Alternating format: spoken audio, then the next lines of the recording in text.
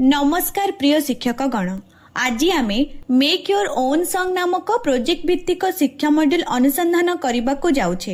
एही प्रोजेक्ट माध्यम रे छात्र छात्री माने गोटे प्रश्नर अनुसंधान करिवे।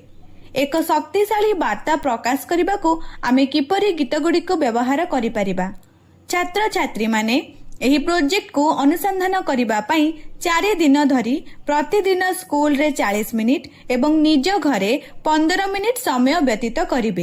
एही प्रोजेक्ट समय रे छात्र छात्री माने एक शक्तिशाली वार्ता एवं भावना को प्रकाश करिबा पई निजस्व गीत तैयारी एवं प्रदर्शन करिवे। एही प्रक्रिया रे छात्र छात्री माने पद गुड़िकर गठन एवं उपादान एवं गीत और कविता रे कोरस शिखिबे।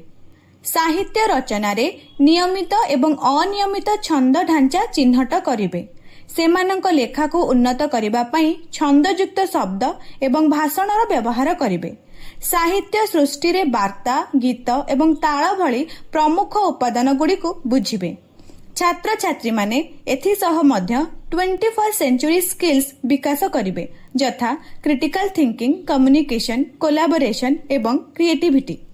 एही प्रोजेक्ट तैयारी करिबा पई आपण माननको निम्नलिखित सामग्री गुडिक आवश्यक पड़िबो, यथा कागज, कलम बा पेंसिल, प्लास्टिक बोतल बा कंटेनर, स्टोन किंबा पत्थर।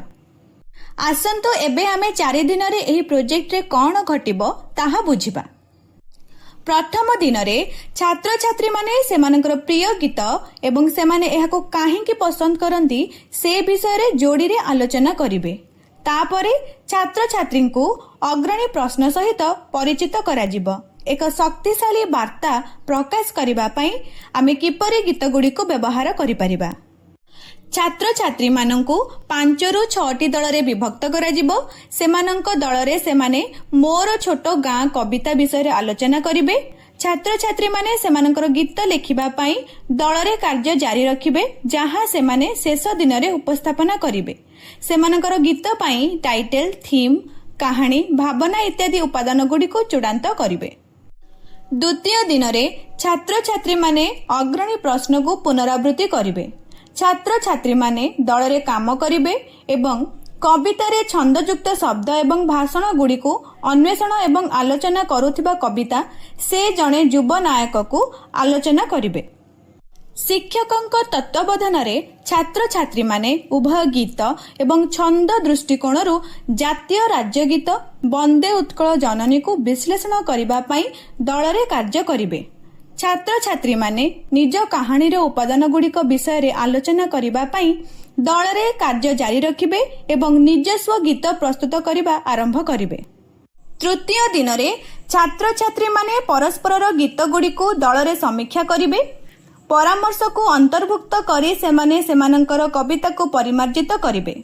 परवर्ती समय रे छात्र छात्री माने अनुकरणर एक खेल खेलिबे, जेउठारे सेमाने शिक्षकंको नकल करिवे, जे निज हाथ एवं कार्य माध्यम रे गीत तैयारी करिवे। एहा अनुसरण करी छात्र छात्री माने सेमानंक गीत पाई गीत तैयारी करिबाको सेमानंक आख पाखरे वस्तु व्यवहार करिवे। छात्र छात्री माने गीत, संगीत एवं भावना और सेमानंकर गीत अभ्यास करिबा सहित दिन शेष हेबो। चतुर्थ दिन रे अन्य शिक्षक एवं छात्र छात्री माननको निमंत्रण करी एक शोर आयोजन कराजिबो। छात्र छात्री माने दल रे सेमानंकर गीत परिवेषण करिवे। दर्शक माने 2 श्रेष्ठ कलाकार को भोट देबे, जेउ माने परे विद्यालय सभा रे प्रदर्शन करिवे। शेषरे छात्र छात्री माने चिंता करिवे जे सेमानंकर गीत किपरि भलो होई परिबो। सेमाने अन्य अनुभूति मध्यरे चाहुथिबा वार्ता एवं आवेग को जणाइबा को सक्षम हेबे। आपणक छात्र छात्री मानकर शिक्षण स्तर उपरे आधार करी आपण पाठ्य योजना को सजाड़ी पारंती। पाठ्य योजनार विभिन्न टिप्स, अतिरिक्त कार्यकलाप एवं सरलीकरण पई परिवर्तन विभाग गुडी को अनुसरण करंतु। सृजनशील हुअन्तु, किंतु निश्चित करंतु जे समस्त तालिकाभुक्त कार्यकलाप को अनुसरण करी प्रोजेक्टर आभिमुख्य अक्षुण्य रहिबो, जेहेतु यह परस्पर उपर निर्माण हेउछि। प्रोजेक्ट समाप्त हेबा परे प्रदर्शन करुथिबा समयर छात्र छात्री मानक फोटो संग्रह करंतु एवं सप्ताहर शेष रे दिया जाइथिबा गूगल फॉर्म रे अपलोड करंतु। आमर व्हाट्सएप ग्रुप रे मध्य छात्र छात्री मानक प्रेरणादायक एवं जीवंत फोटो देबाकू भूलंतु नहीं।